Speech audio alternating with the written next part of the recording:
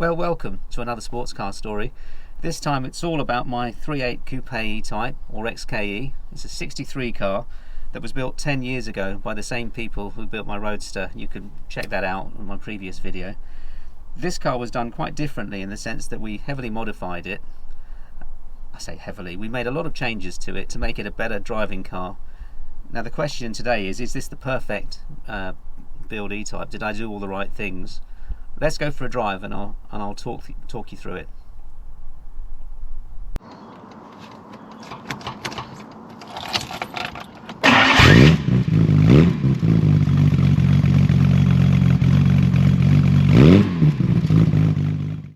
First thing I wanted to do was compare this to my 4.2 Series 1 Roadster, which is the updated car that happened in, I think it was 65.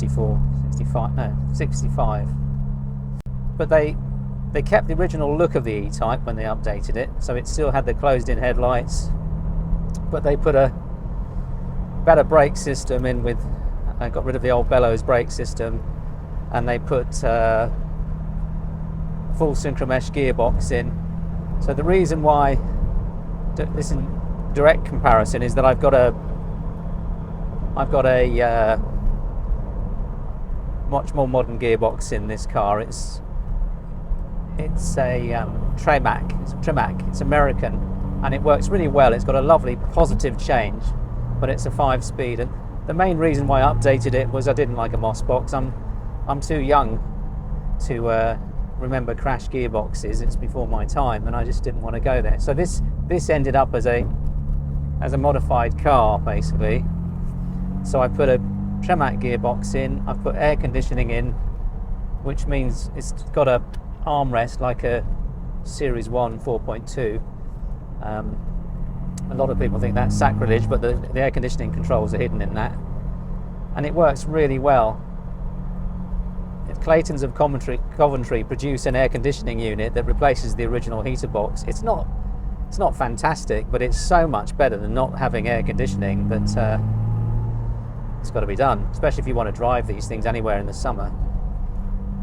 But the main difference between a 4.2 and a 3.8 is that the 3.8 is a much revvier engine and less torquey, but more sort of playful, I suppose is the word. And just want to try and get that across. I don't know if it comes across on the videos, but that's the main difference. Obviously there's a bit of aluminium in the middle of the dashboard on a 3.8, but when this 4.2 came along, they just ended up with a bit of vinyl there, saved a bit of money. But it looks good actually, the vinyl, just more sort of aircraft cockpit look, I suppose, so there's nothing wrong with it. Let me tell you the story of this car. I bought it in 2010 from Phil Leeson at the Heritage Car Company in Malton.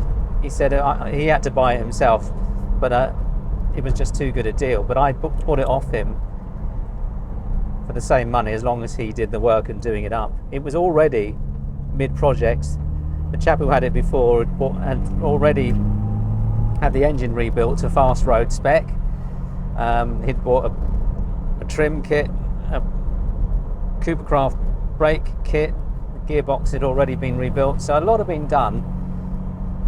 But it went straight away to J.M. Watson's. But Carl there is a bit of a hero in Malton as far as fabrication and paint. He's fantastic. He doesn't muck about, so you can take him perfectly good car and he'll still strip it to bits, so you might as well start from scratch with Carl. So he rebuilt the whole car. I bought a bonnet from Watt Jag in North London. It was the last, well, I'm not sure about the last, but it was an original old stock bonnet that was in a lock-up garage with a pile of soil in front of it and had been there for 30 years. So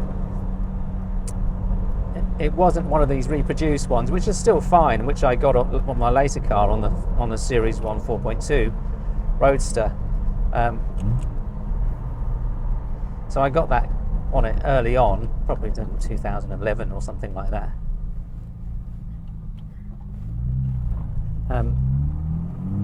And then it was painted beautifully by Carl. And then Phil built up the car slowly. There's no rushing Phil. He wants to do things properly. I don't know how these places down south do it when they throw them together. I think I mentioned that before. I don't know how they keep to the times, because it takes so long to get the right parts and getting the chrome done, and then the chrome needs to be pre-fitted before it's painted. So there's a lot of toing and froing between, oh, it's a nice bit of road here, between Carl and Phil. This engine just pulls and pulls. It's fantastic. Must have been a rocket ship in 1961. So eventually I got the car 2015, I think. Whoa. Still got a low ground clearance. If there's a bit of a bump in the road, it can catch you out sometimes. Oh, and again, sorry about that.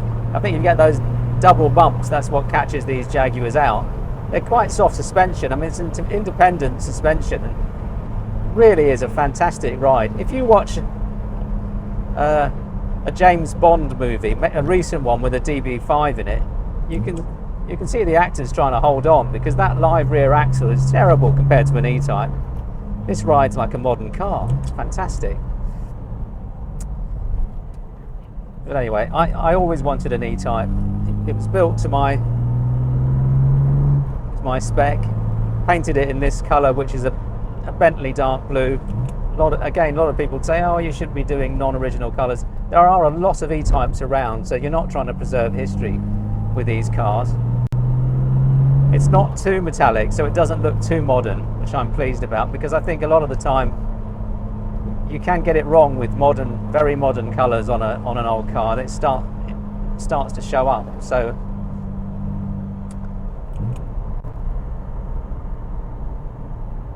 I went for my Bentley car. I had a Bentley this colour in, crikey, must have been about the same sort of time.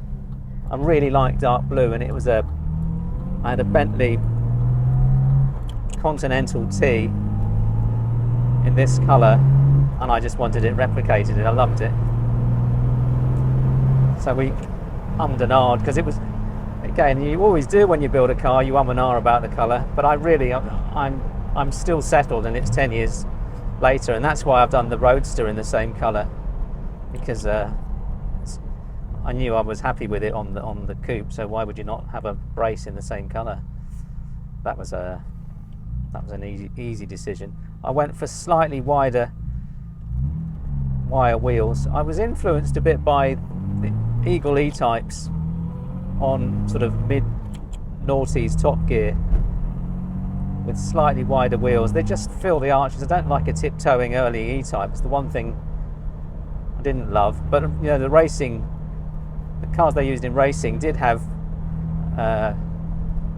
up-spec wire wheels, and that's what these basically are from MWS, and they've been great. You know, you don't use these cars in the winter, so they don't need any maintenance. So it's all good. So essentially, that's the story of this car. It drives so much better than the Roadster, but that's because the Roadster's only straight out of build and will need some settling in and fettling. The gearbox is always going to be better on this because it's a 5-speed, and it's got a beautiful change, and it's modern. But there's something about that 4.2, the way it drives, that it's a little bit more authentic, I suppose. But I love the contrast.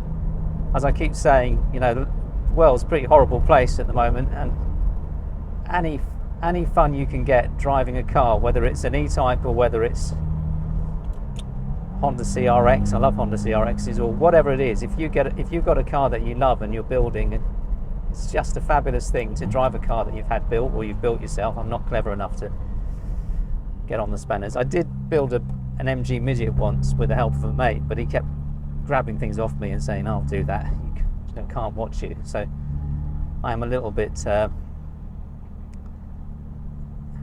cack-handed, not terrible, and I can service a car, but I'm not brilliant at it.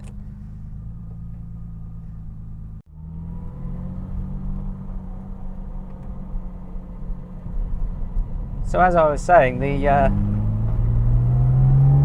have built cars before, but really I like to think I'm good at finding people that are really good at it and working well with them.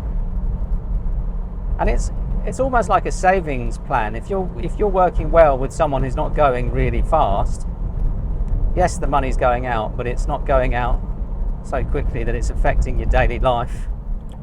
And you can respond to your budget. If you're struggling, lost your job or something, you can say, can you hold on to that for a bit until I've got a bit more money again. So it is a savings plan. But, and I always come back to it, my most important bit of advice with cars, classic cars, is don't just do it for investment. Yes, do it for investment, but don't ever buy a car that you wouldn't want to be stuck with if the market falls away.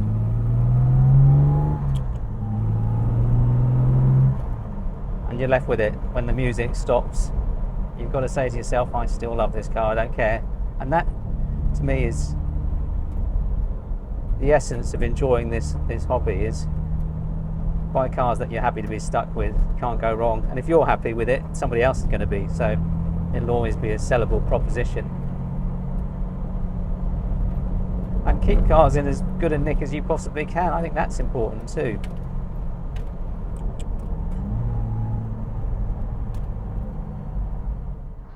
So, what do you think? Is this the perfect E-Type? I think for me, it's worked out brilliantly over the last 10 years to have a good gearbox and to have EZ power steering, and especially the air conditioning with the controls here has been fantastic. I really believe that you can modify these cars, but I do strongly believe also, if you can be able to get them back to original spec. I've got the Moss-bit gearbox in the garage. The air conditioning would come out very easily, and the aluminium section of this dashboard is easy to put back. So it's a small project if you ever wanted this to be an original E-Type. Quite different from my Jaguar XJC Broadspeed project, which is coming along, and if you subscribe you'll see that in future videos. That's going to be a heavily modified car, but that's another sports car story. Look forward to seeing you soon.